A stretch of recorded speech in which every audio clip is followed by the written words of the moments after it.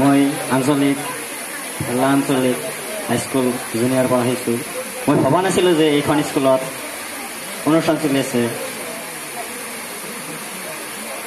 মই এইখন স্কুলৰ পৰাই মই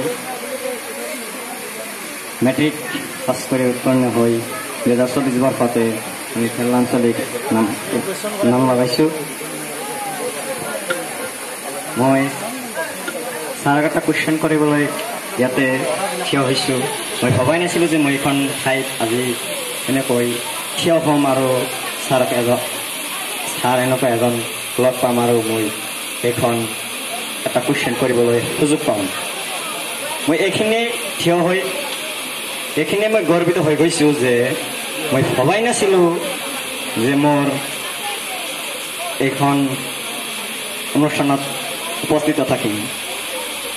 Dr. APJ Abdul Kalam has said to me, life is not easy but nothing is impossible.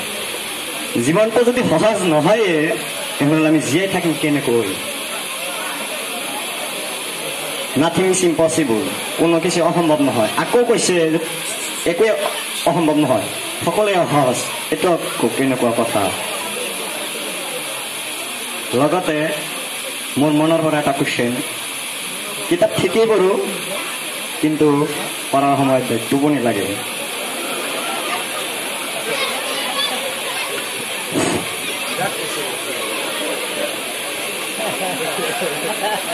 এতিয়া চোৱা, বেমাৰটো গম পাইছে, কিতাপ ঠিকে পঢ়ে, পঢ়াৰ সময়ত টোপনি লাগে। যদি বেমাৰটো গম পোৱা যায় আমি ট্ৰিটমেণ্ট কৰিব লাগিব, মেডিচিনটো খাব লাগিব।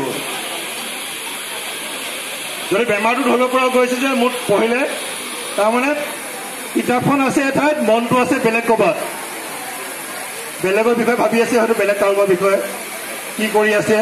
গতিকে সেইবিলাক পঢ়াৰ সময়ত দায়িত্ব পঢ়া।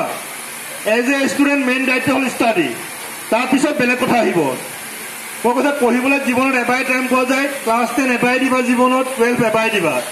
ফূৰ্তি কৰিবলৈ, ধেমালি কৰিবলৈ আৰু বাকী বেলেগ কামবিলাক কৰিবলৈ জীৱনত বহুত টাইম পাবা। গতিকে প্ৰধান দায়িত্ব এজ এ ষ্টুডেণ্ট হিচাপে প্ৰধান দায়িত্ব পঢ়া। যদি টোপনি আহে সেইটো টাইমত তুমি কি পঢ়ি আছা এতিয়া? হা কি চাবজেক্ট, কি চাবজেক্ট আছে? চাবজেক্ট দেখো জানা, এডুকেশ্যন, ইকনমিক্স।